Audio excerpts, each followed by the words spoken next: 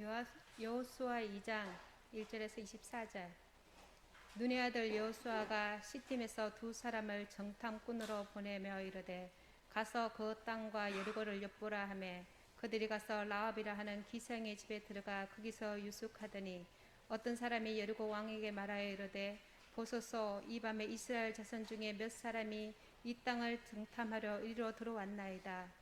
여리고 왕이 라합에게 사람을 보내어 이르되 내게로 와서 내 집에 들어간 그 사람을 끌어내라. 그들은 이 온 땅을 정탐하러 왔느니라. 그 여인이 그 두 사람을 이미 숨긴지라.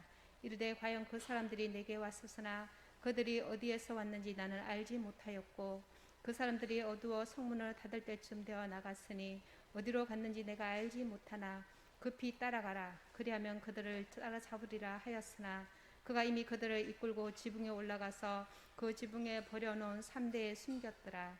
그 사람들은 요당 나루터까지 그들을 쫓아갔고 그들을 뒤쫓는 자들이 나가자 곧 성문을 닫았더라.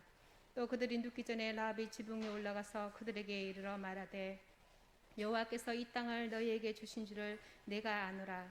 우리가 너희를 심히 두려워하고 이 땅 주민들이 다 너희 앞에 간담이 녹나니 이는 너희가 애굽에서 나올 때 여호와께서 너희 앞에서 홍해물을 마르게 하신 일과 너희가 요단 저쪽에 있는 아모리 사람의 두 왕 시온과 옥에게 행한 일 곧 그들을 전멸시킨 일을 우리가 들었음이니라. 우리가 듣자 곧 마음이 녹았고 너희로 말미암아 사람이 정신을 잃었나니 너희 하나님 여호와는 위로는 하늘에서도 땅 아래로는 땅에서도 하나님이시니라. 그러므로 이제 청하노니 내가 너희를 선대하였은즉 너희도 내 아버지 집을 선대하도록 여호와로 내게 맹세하고 내게 정표를 내라. 그리고 나의 부모와 나의 남녀 형제와 그들에게 속한 모든 사람을 살려주어 우리 목숨을 죽음에서 건져내라. 그 사람들이 그에게 이르되 내가 우리의 이 일을 누설하지 아니하면 우리의 목숨으로 너희를 대신할 것이요 여호와께서 우리에게 이 땅을 주실 때에는 인자하고 진실하게 너희를 대우하리라. 라합이 그들을 창문에서 줄로 달아내리니 그의 집이 성벽 위에 있으므로 그가 성벽 위에 거주하였습니다. 라합이 그들에게 이르되 두렵건대 뒤쫓는 사람들이 너희와 마주칠까 하노니 너희는 산으로 가서 거기서 사흘 동안 숨어 있다가 뒤쫓는 자들이 돌아간 후에 너희의 길을 갈지니라. 그 사람들이 그에게 이르되 내가 우리에게 서약하게 한 이 맹세에 대하여 우리가 허물이 없게 하리니 우리가 이 땅에 들어올 때에 우리를 달아내린 창문에 이 붉은 줄을 메고 내 부모와 형제와 내 아버지의 가족을 다 내 집에 모으라. 누구든지 내 집 문을 나가서 거리로 가면 그의 피가 그의 머리로 돌아갈 것이요 우리는 허물이 없으리라. 그러나 누구든지 너희와 함께 집에 있는 자에게 손을 대면 그의 피는 우리의 머리로 돌아오려니와 내가 우리의 이 일을 누설하면 내가 우리에게 서약하게 한 명세에 대하여 우리에게 허물이 없으리라 하니 라합이 이르되 너희의 말대로 할 것이라 하고 그들을 보내어 가게 하고 붉은 줄을 창문에 매니라. 그들이 가서 산에 이른 듯 뒤쫓는 자들이 들어가기까지 사흘을 거기에 머물매 뒤쫓는 자들이 그들을 길에서 두루 찾다가 찾지 못하니라.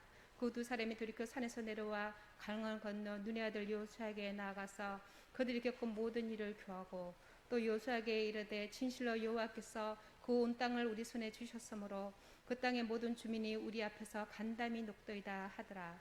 히브리서 11장 31절. 믿음으로 기생 라합은 전탄꾼을 편안히 영접하였으므로 순종하지 아니한 자와 함께 멸망하지 아니하였도다. 아멘.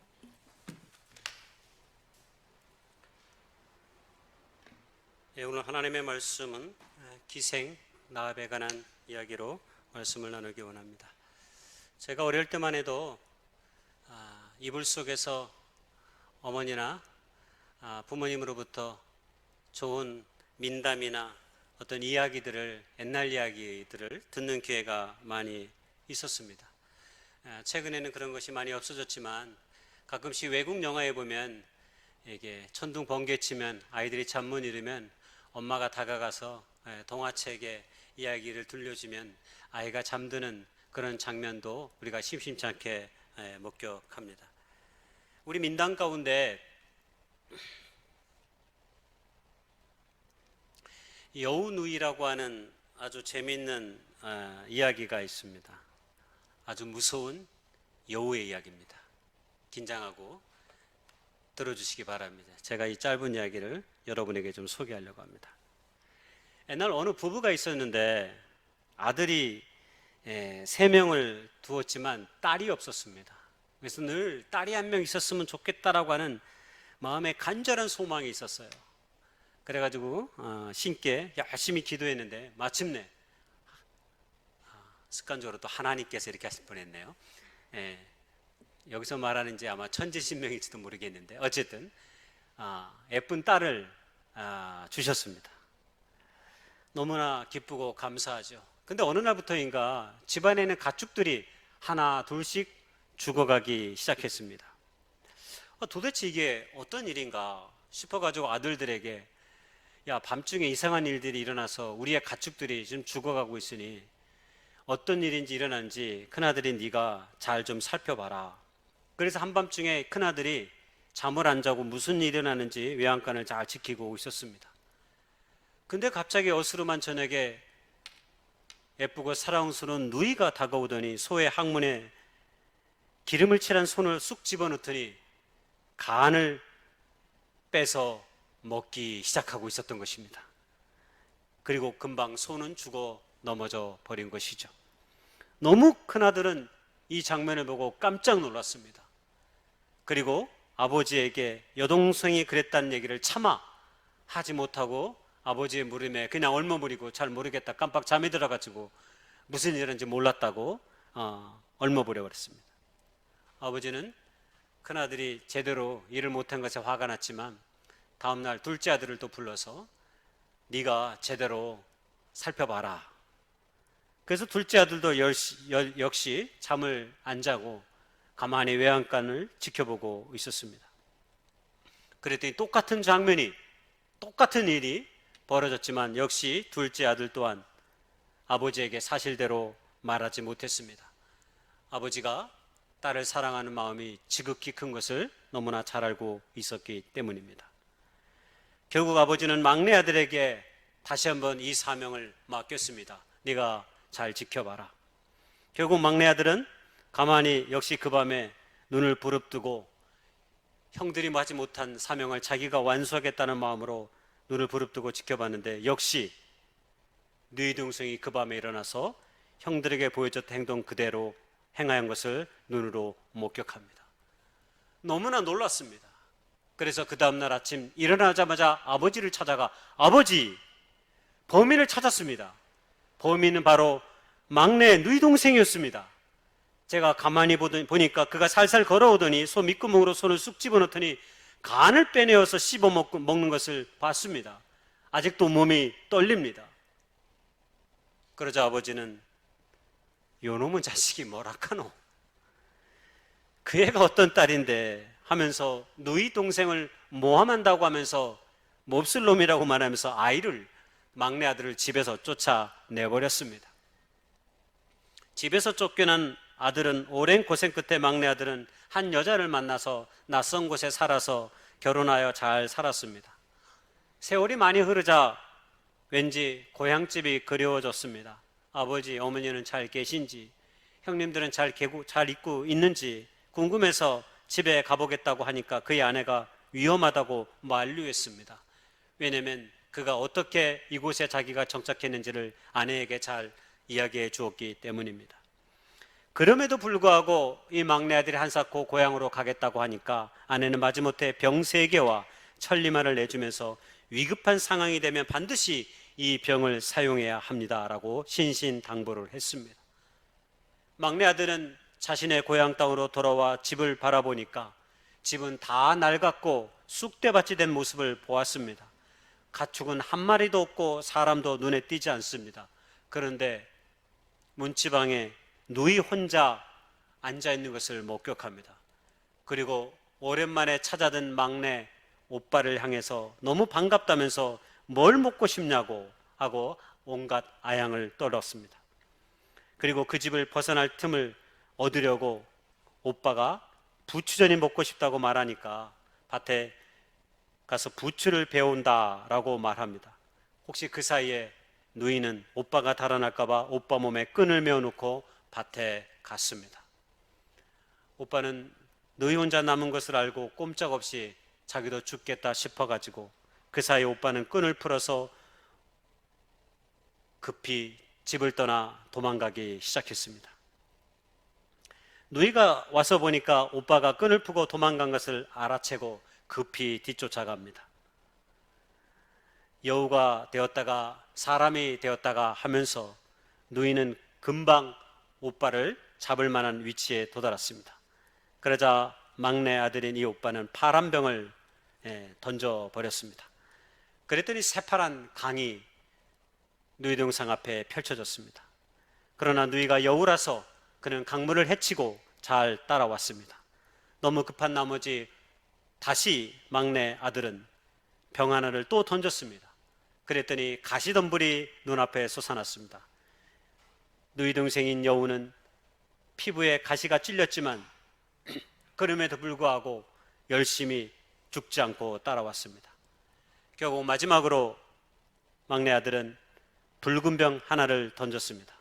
결국 그 붉은 병에서 불이 솟아나 결국 막내 누이 여동생은 불에 타 죽었다는 이야기가 이 여우 누이라고 불려지는 이 민담 가운데 하나입니다. 저는 이 이야기를 이렇게 읽고 싶습니다. 이 이야기는 중요한 갈림길이 되는 곳이 있었습니다. 그것은 소를 해치는 범인이 여동생임을 알았을 때 이 불편한 진실을 그대로 드러낼 것인지 말 것인지의 여부의 선택이 아들들에게 주어졌습니다. 큰아들과 둘째 아들은 묵인을 선택했습니다. 아버지가 사랑하는 여동생에게 이런 일이 일어났다는 사실을 그대로 알리면 혹시 자신들에게 어려움이 될까봐, 그리고 도저히 아버지의 성정으로 봐 믿지 못할 것을 염려했기 때문입니다. 그리고 그 사실 때문에 다정했던 우리의 가정이 무너질까 염려했기 때문입니다. 그러나 묵인을 선택한 형들과는 달리 사실을 폭로한 막내의 삶은 완전히 달라졌습니다. 아버지의 집에서 쫓겨났지만 막내는 죽음을 면하였고, 그리고 또 새로운 가정을 꾸미고 아내의 도움을 받아 행복한 삶을 살아가는 기회를 갖게 된 것이죠. 막내딸을 지속적인 여우로 만든 또 다른 사람의 책임이 있는데 그 사람들은 부모였습니다. 딸이기에 어렵게 얻은 아이기에 모든 것을 용납하고 사실을 사실대로 믿고 싶지 않는 마음이 부모에게는 있었던 것입니다. 그 결과가 가족 모두를 파멸로 이끄는 결과를 만들게 된 것이죠. 이 이야기는 우리에게 중요한 질문과 도전을 줍니다. 우리의 삶을 참되게 만드는 것은 결국 우리 스스로 그 길을 찾아 나설 때 이루어질 수 있다라고 하는 것입니다. 오늘 저는 기생 라합의 이야기를 이런 관점에서 읽어보고 싶습니다. 이스라엘의 구원의 역사를 하나님께서는 시브라와 부하라고 하는 두 산파를 통해 그 길을 여셨습니다.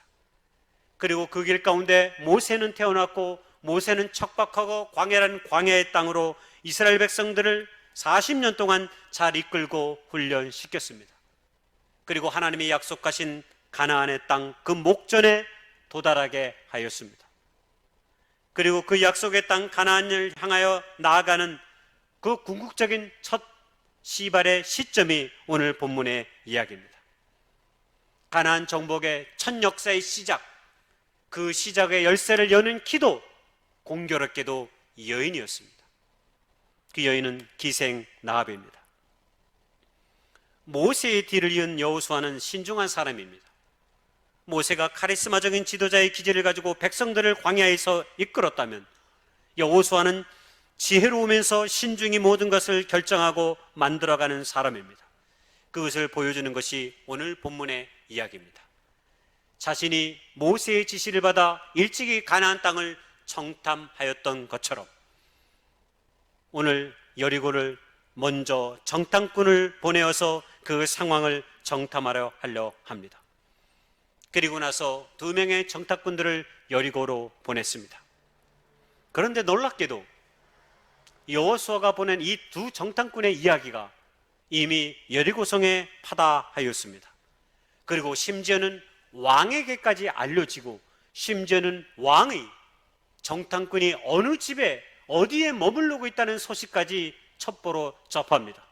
그래서 왕은 바로 기생 나합의 집에 군사를 보내어서 그 청탕꾼들을 잡아오라고 하는 구체적인 명령을 지시하고 있는 것입니다. 놀라운 정보력입니다. 그래서 지시를 받은 여리고의 군사들은 나합의 집을 방문합니다. 그리고 문을 두드리고 내 집에 들어온 청탕꾼들을 내어오라 요구합니다. 그때 놀랍게도 기생 나합은 당황한 기색도 없이 이미 청탁꾼들은 지붕이 3대에 숨겨놓은 상태이고 도리어 군사들을 혼란에 빠뜨리고 다른 길로 인도합니다. 그 두 사람이 우리 집에 온 것은 사실이다. 그러나 해가 지기 전에 그들이 성문이 닫힐 때쯤 급히 나갔다. 어디로 갔는지 나는 알지 못하지만 당신들이 지금이라도 그 정탐꾼들을 쫓으면 능히 잡을 수 있을 것이다 라고 말하면서 그들이 지금 취해야 될 행동까지 기생 나합은 지혜를 발휘하여 그들을 그 길로 가게 만드는 것이죠. 보통 담대한 여성이 아닙니다. 보통 지혜로운 용기를 갖고 있지 않다면 이런 일들을 감히 할 수 없습니다. 자기의 집을 수색만 하면 정탐꾼들은 얼마든지 발견되어 자기 또한 죽음을 면할 수 없는 상황 속에서도 불구하고 기생 나합은 그들을 전혀 다른 길로 인도하는 것이죠. 여리고 입장에서 보면 이것은 항명이고 반역입니다. 자기 나라를 침범해온 정탐꾼들을 돌려보냈을 뿐만 아니라 그들을 살려주었으니 말입니다. 도대체 나합은 무엇 때문에 이러한 무모한 짓을 하였을까요? 여차하면 반역자로 발견되어 죽음에 이를 수 있음에도 불구하고 나합은 무엇 때문에 이러한 처신을 용기 있게 한 것일까요? 오늘 저의 초점은 바로 여기에 있습니다. 기생 나합은 왜, 무엇 때문에 이런 생명을 건 모험을 하였는지 말입니다. 아니, 자신에게 닥친 위기적 상황에도 그는 굴하지 아니하고 도리어 그 위기를 기회로 바꾸는 용기와 지혜를 보여주고 있는 것이죠. 결국 정탐꾼들은 제대로 정탐도 하지 못한 채 나합의 지혜로 사흘간 산에 피신했다가 정탐꾼을 쫓는 노력을 여리고 왕과 군사들이 포기하자 다시 이스라엘 진영으로 돌아갑니다. 그리고 나합은 그들을 살려준 대가로 자기의 가족과 형제들, 조카들의 생명의 안위를 보장받습니다. 자기 집에 홍색실을 늘여놓아서 이스라엘이 쳐들어올 때 그 집은 건들지 못하도록 약속을 받고서 말입니다. 라합이 이러한 일들을 하게 한 이유는 무엇일까요? 라합의 이러한 담대한 행위에 힌트를 주는 말씀이 바로 여호수아 2장 9절에서 11절까지 언급되고 있습니다. 그것은 무엇입니까?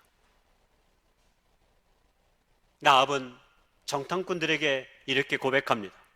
하나님께서 이스라엘을 구원하시기 위해 애굽에서 행하신 일, 그리고 홍해의 물을 마르게 하신 사건들, 그리고 요단 동쪽에서 아모리 사람의 시온과 옥에게 행한 일, 이것이 민수기 21장 21절 이하에 나오는데 이스라엘이 아모리 왕 시온에게 그 땅을 지나가기를 간청했지만 거부했습니다. 그때 이스라엘 백성들이 아모리와 전쟁을 치러 그들 민족을 다 멸망시킨 일을 말하고 있는 것입니다. 이런 일들을 기생 나합이 들었다는 것입니다. 그리고 이 일로 인해 우리가 마음이 녹았고 정신을 잃어버렸다라고 말합니다.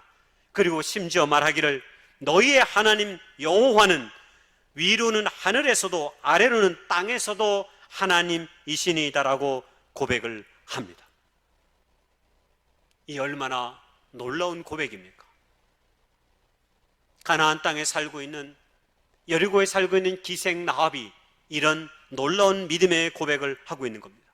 다시 말하면 여호와 하나님이 온 세상에 우리의 모든 삶의 구주이신 것을 내가 알았다라고 고백하고 있는 것입니다.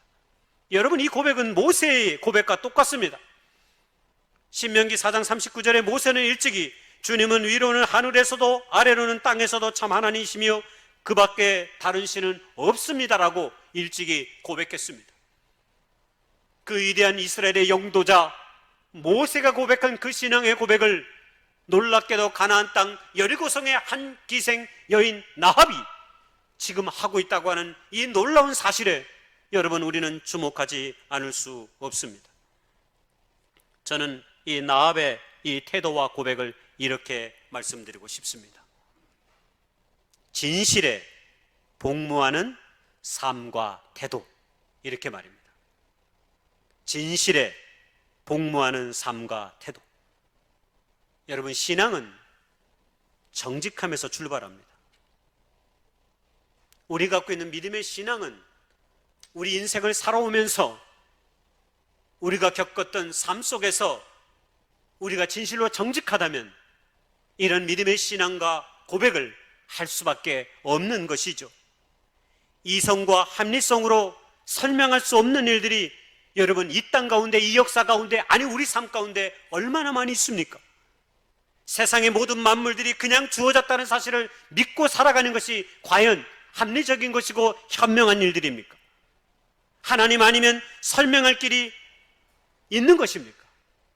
온 우주와 이 세상 만물의 모든 역사가 움직여가는 것이 하나님 아니시면 설명할 수 있는 길이 과연 있는 것입니까? 저는 아무리 생각해도 없습니다. 아마 기생나합도 그러했을 것이라고 생각합니다. 한마디로 이런 일들에 대한 우리의 정직한 고백만 있다면 우리는 나합처럼 모든 생명의 주권자이신 하나님 앞에 우리도 나합처럼 손들고 나올 수밖에 없는 것이죠. 여러분, 이미 우리는 예수 그리스도를 믿음으로 고백함을 통해 지금 이 자리에 앉았습니다. 우리가 처음 주님을 만났을 때 예수 그리스도의 그 십자가의 사건이 우리의 삶 앞에 다가워지고 믿음으로 고백되어졌을 때 여러분, 그 고백 이후에 얼마나 우리의 삶 속에 놀라운 일들이 펼쳐졌습니까? 단순히 천국 가는 삶을 넘어서서 이 땅 가운데 어떤 삶이 자유한 삶인지, 그리고 진리 안에 거한다는 것이 무엇인지 예수 그리스도를 만남으로 차오르는 기쁨과 행복을 가눌 수 없어서 얼마나 춤추고 뛰놀았던 그 순간들의 삶의 여정이 여러분, 우리의 지나온 삶 가운데 있지 않았습니까? 여러분, 나합이 바로 그것을 경험한 것입니다. 우리가 예수님을 만나 기뻐 춤췄던 그 놀라웠던 그 믿음의 경험, 그 고백, 바로 그것이 나합에게 있었던 것입니다. 믿음은 들음에서 나고 신앙은 그 들음의 반응에서 나온다고 그랬죠. 그런 의미에서 오늘 나합은 하나님의 진리, 하나님의 진실 앞에서, 역사 가운데 펼쳐지는 그 진실의 손길 앞에서 그는 항복할 수밖에 없었던 것입니다. 그리고 내가 무엇을 해야 될지를 알게 되었던 것입니다. 바로 그것이 그로 하여금 그의 모든 삶의 자리를, 그의 모든 삶의 태도를 바꾸지 않으면 안 되었던 것입니다. 그리스도인들은 진리와 진실에 복무하는 사람들입니다. 우리는 무엇인가를 감추거나 숨기는 사람이 아닙니다. 하나님이 우리의 삶 가운데 행하신 일들, 하나님께서 이 땅에 세워진 교회를 통해서 이루어가는 일들에 대해 우리는 끊임없이 복무하는 사람들입니다. 최근 제가 가끔씩 들여다보는 영화 잡지가 있는데 그게 시내 21입니다. 요즘 넷플릭스로 DP라는 드라마가 있습니다. DP. 영어로 Digital Pursuit 뭐 이렇게 얘기하는 건데 헌병을 말합니다. 헌병. 근데 헌병은 어떤 헌병이냐면 군에서 탈영한 사람들을 잡는 사람들, 일명 근무 이탈 체포조, 이런 뜻을 갖고 있습니다. 쉬운 말로 탈영병을 잡는 헌병들의 이야기인데 제가 이 드라마를 보고 굉장히 마음이 좀 아팠습니다. 물론 지금의 군대는 이렇지는 않습니다. 물론 가끔씩 터지기도 하지만 이 드라마가 만들어진 배경은 80년대, 90년대를 배경으로 하고 있기 때문입니다. 공교롭게 어제 뉴스에 북한에서 이 DP의 이야기를 조선중앙통신이 보도한 것을 보았습니다. 이게 어떤 내용이냐면 군대 부조리를 폭로하는 이야기인데 주로 탈영병들이 선임 병사, 예를 들어 병장들, 이 짝대기 4개면 계급으로는 별건 아닌데 군대에서는 이게 엄청난 신분이에요. 짝대기 4개만 달면 세상에 무서울 것이 하나도 없고 군대 생활을 오래 하고 싶은 생각이 드는 계급이 병장대입니다. 저도 병장으로 제대했습니다. 안 믿는 눈치인데 믿어주세요. 제가 530104궁의 군번을 갖고 있습니다. 아직도 잊어먹지 않습니다. 얼마나 군대가 저에게 가르쳐주고 계시는 53010490을 여러분 30년이 지났는데 잊어먹질 않아요. 이 군번을. 다행히 저는 제 부하들을 괴롭힌 적은 없습니다. 근데 이 선임병들이 하급자들을 구타하고 폭력하고 잠에 이빨 갈며 잔다고 그래서 방독면을 씌워가지고 이빨을 못 갈게 하고 하나뿐인 할머니를 놔두고 군대 간 군인이 할머니를 가까이 모시고 싶어서 탈영한 병사의 이야기도 있고요. 굉장히 가슴 아픈 이야기들이 많이 있어요. 근데 이 드라마에 공통점이 있어요. 그게 뭐냐면 한결같이 진실은 감추려고 든다라고 하는 것입니다. 이 드라마에서는 진실에 마주하는 용기 있는 사람이 별로 등장하지 않습니다. 물론 우리의 주인공들이 그 진실에 맞서 싸우는 사람들. 그런다 대부분의 장교들은 그리고 더 높은 군대의 지휘관들은 한결같이 자신들의 진급과 관계되어 있기 때문에 항상 사실을 감추려고 듭니다. 그리고 대부분의 병사들은 고통스러운 아픔을 겸하고 있는 하급자가 있음에도 불구하고 침묵과 방관으로 일관합니다.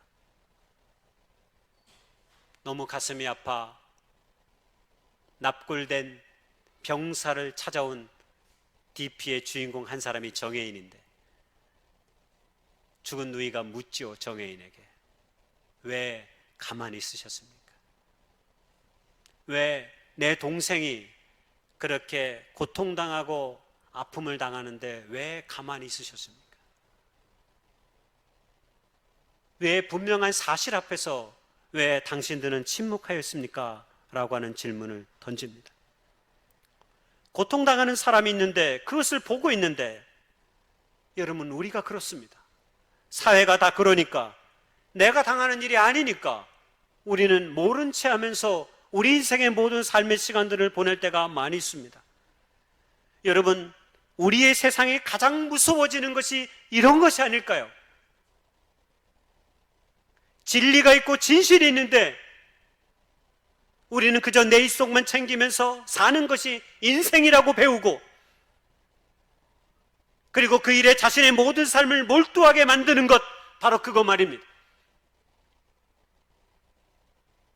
하나님 없이도 얼마든지 인생을 잘 살 수 있다고 거짓된 세상의 가치에 속아서 눈에 보이는 것만이 진실이고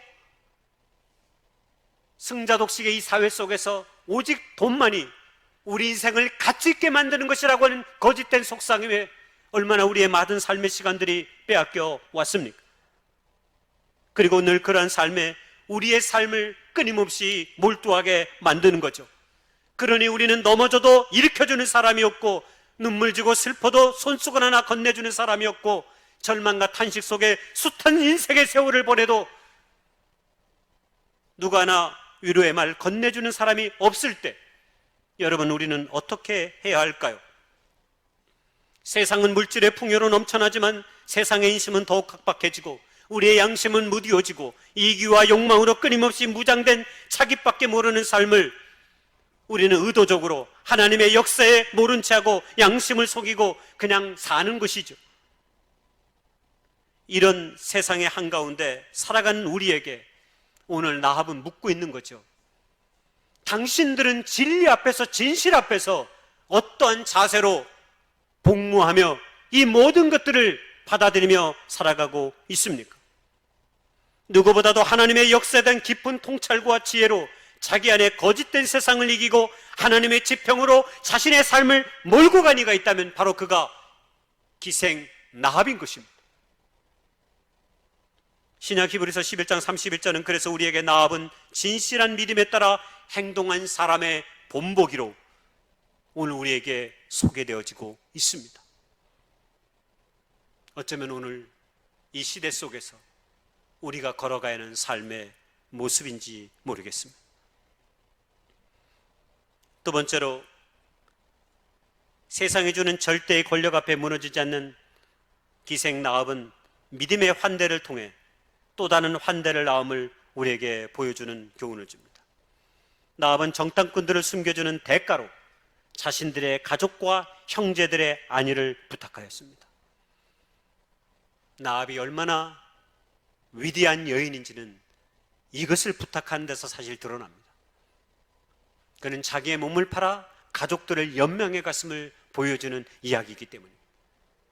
그리고 자기 혼자의 생명에 안위에 그치는 것이 아니라 자신들의 가족과 조카들까지도 자신의 생명을 걸고 그들의 삶을 보호하려고 하는 이 여인의 태도야말로 세상의 사람들이 흔히 기생이라고 불리는 그 이름 앞에 붙여진 그 이름으로 얼마나 가볍게 이 모든 일들을 취급하는 것에 대한 하나님의 놀라운, 저는 반증의 증거다, 이렇게 말씀드리고 싶습니다. 하나님은 그런 우리들의 생각을 다 깨트려 버리시는 거죠.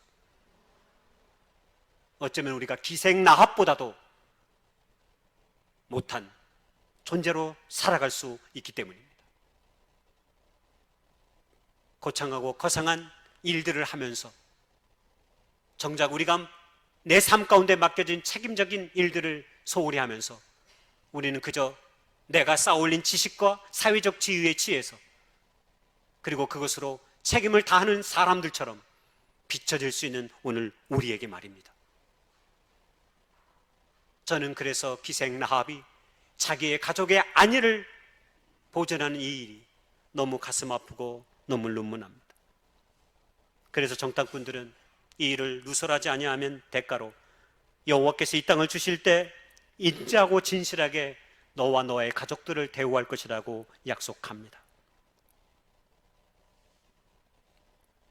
나합의 정탐꾼들을 향한 이 환대는 성경에서 놀랍게도 인류 역사를 위한 하나님의 구원 사역의 일부로 증거되고 있다는 사실입니다. 저는 이런 사실이 너무 성경이 좋은 이유입니다. 너무 말씀이 좋습니다.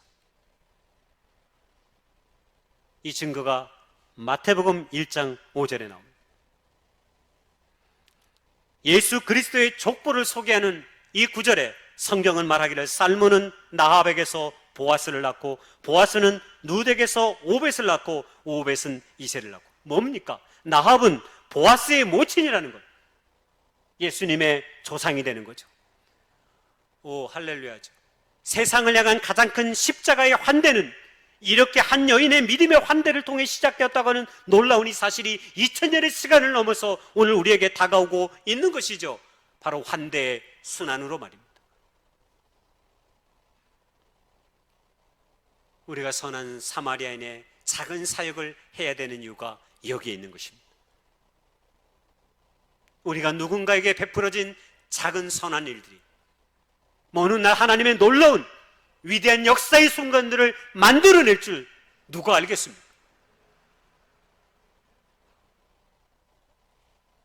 소설가 김영하가 쓴 책이 있는데요, 에세이가 여행의 이유. 제가 재밌어가지고 서점 한 구석에 쪼그리고 앉아서 다 읽고 왔어요. 책 안 사고. 그 책에 그 내용이 소개되어 있는데요, 북유럽을 여행하던 한 여행자가 버스를 탔는데 지갑을 잃어버렸던 것을 타고 나서 발견합니다. 그래서 어쩔 줄 몰라 당황케 하는데 어떤 할머니가, 현지 할머니가 그것을 알아차리고 버스비를 대신 내어줍니다. 여행자는 나중에라도 내가 갚겠다라고 말하자 할머니가 그런 얘기를 합니다. 젊은이, 나에게 갚을 필요 없습니다.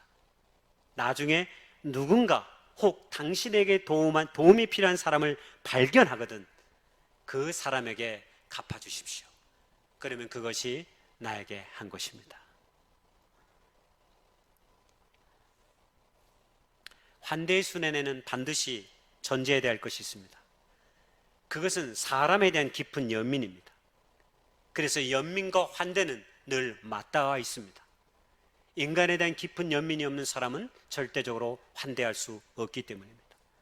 놀랍게도 나압이 여리고 왕이 보낸 군사들에 의해 죽음의 위기에 처한 정탐꾼들에 대한 연민을 통해 구해냈듯이, 놀랍게도 그의 아들 보아스도 결국 모압 땅에서 낯선 이방의 여인으로 이스라엘 땅에 온 여인 룻을 연민의 마음을 통해 그를 구해내지 않습니까? 그리고 결혼하여 위대한 역사의 서곡을 만들어 가는 것이죠. 얼마나 놀라운 환대의 순환 역사입니까? 연민을 갖기 전에는 진심으로 우리가 환대하지 못합니다. 그러나 세상은 늘 우리를 의심의 눈초리로 바라보게 합니다. 하도 남루한 차림으로 작은 돈을 빌리러 오는 사람들에게 속아서 우리는 자신도 모르게 우리의 삶 가운데 환대의 기회를 걷어차 버립니다. 연민보다 앞서 거짓으로 속이는 사람들의 행태에 우리 안에 연민의 마음을 잃어버렸기 때문입니다. 바나바는 예수 믿는 자를 죽이던 바울이 변화했던 소식을 듣고 주저함없이 그를 만나 예수님의 제자들에게 데리러 옵니다. 제자들은 여전히 불안한 눈빛으로 바울을 바라보았지만 바나바는 굴하지 아니하고 바울이 이방인의 위대한 사역자가 되도록 중재하고 1차 선교 여행 때 같이 떠나기도 합니다. 얼마나 멋진 사람인지 모릅니다. 환대란 연민의 마음을 잃지 않고 믿어주는 것입니다. 위대한 하나님의 구원의 역사는 이렇게 작은 것에서 시작하였습니다. 결론입니다. 나압은 하나님이 이루신 일에 대한 역사의 진실을 마주하는 용기를 가졌습니다. 그리고 그것이 그의 삶을 완전히 바꾸는 기회가 된 것입니다. 오늘 저와 여러분도 하나님이 오늘 우리에게 주신 이 생명의 말씀을 통해서 우리의 삶에 아름다운 변화의 도전들이 진심으로 있어지기를 소망합니다. 이미 하나님이 이루신 일들이 이미 성경을 통해 그리고 주님의 몸된 교회를 통해 오늘도 날마다 펼쳐지고 있기 때문입니다. 진실을 마주하는 용기와 그러면서도 환대의 연민을 잃지 않는 삶의 자세는 반드시 우리를 더 넓은 구원 역사의 장으로 그리고 삶의 장으로 우리를 이끌어 갈 것입니다. 2달의 시간 동안 우리가 함께하는 선한 사마리아 사역에 우리의 이웃들에 대한 여러분의 깊은 환대를 통해 주님의 교회가, 아니 더 나아가 주님의 영광이 아름답게 찬양받을 수 있기를 주님의 이름으로 간절히 소망합니다. 기도하겠습니다.